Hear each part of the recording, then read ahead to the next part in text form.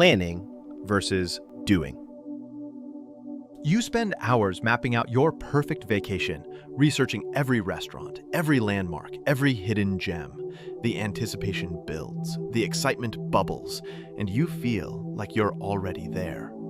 Then the vacation comes, and it's good, but it's rarely as perfect as the one you planned. Or maybe you're building a new business. You craft a meticulous business plan, design a stunning logo, and envision your grand opening. The possibilities are endless. The potential is limitless, and you feel on top of the world. But then you actually have to start doing the work. The endless tasks, the inevitable roadblocks, the crushing reality that things rarely go according to plan. It's a common phenomenon, isn't it? The planning phase often feels more enjoyable, more exhilarating, and more fulfilling than the actual execution. But why is that? Why do we often find more joy in the what-ifs than the what-is?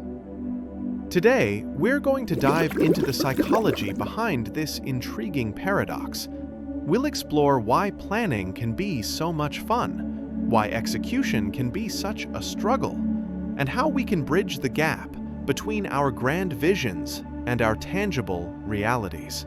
The allure of the blank canvas. Think of planning as stepping into a world of infinite possibilities.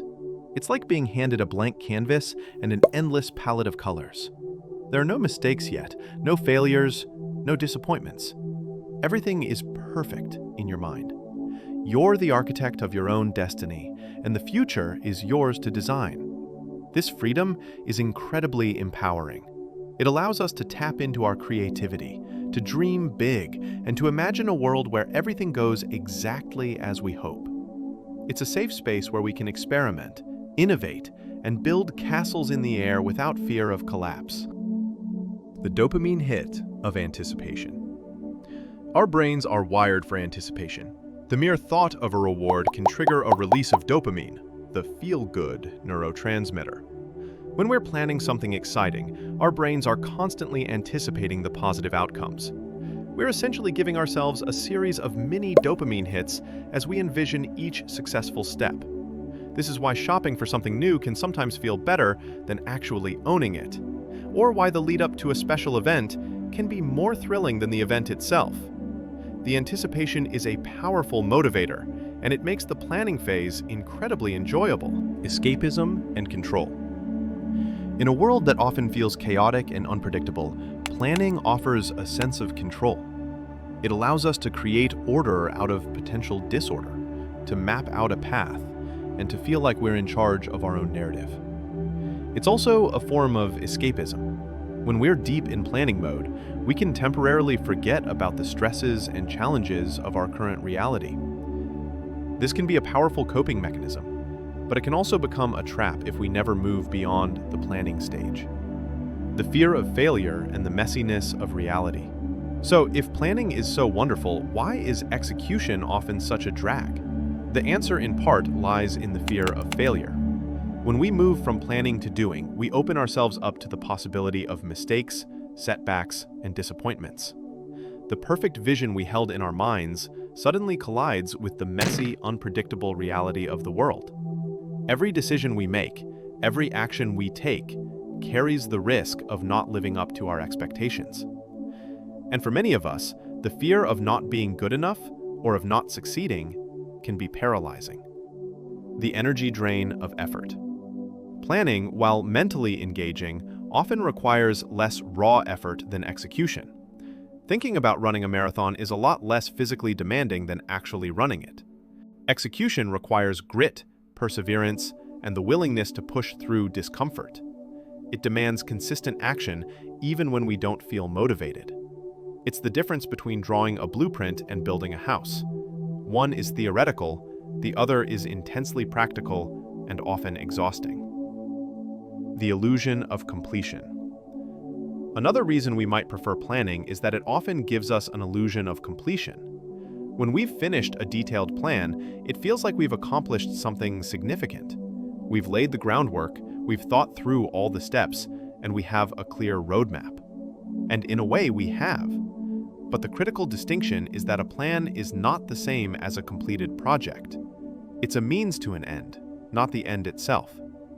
We can get so caught up in the satisfaction of a well-made plan that we lose sight of the fact that the real work is still ahead. Bridging the gap from planner to doer.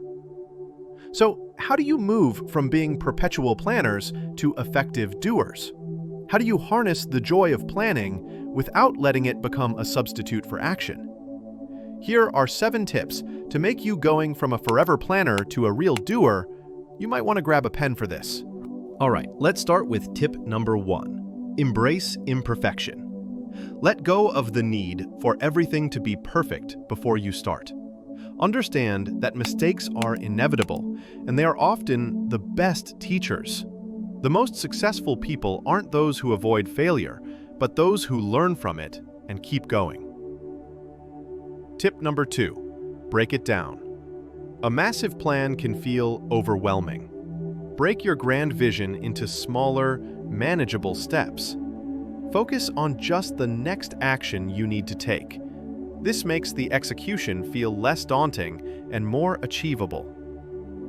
Next, tip number 3. Start small, start now. Don't wait for the perfect time or the perfect conditions. Just start.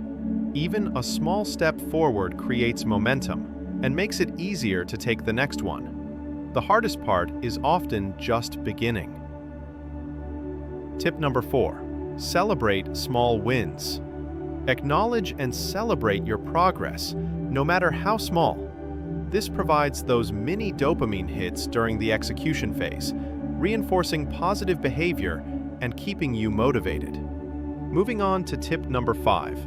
Focus on the process, not just the outcome. While it's important to have a vision, try to find joy in the process of doing. Appreciate the learning, the challenges, and the growth that comes with taking action. The journey itself can be incredibly rewarding.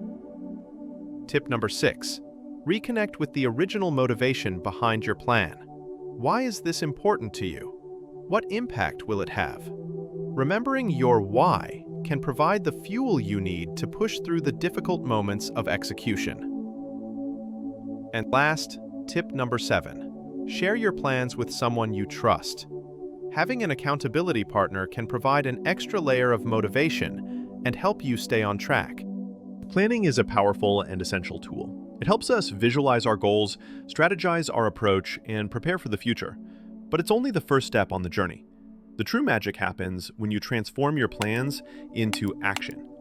So, next time you find yourself lost in the delightful world of planning, enjoy it. Savor the anticipation, embrace the possibilities. But then, take a deep breath and take that first step. Because while planning is fun, bringing your dreams to life is truly exhilarating. What are your thoughts? Do you have any other tips? Share your experiences in the comments below. And last, take care and take action. Goodbye.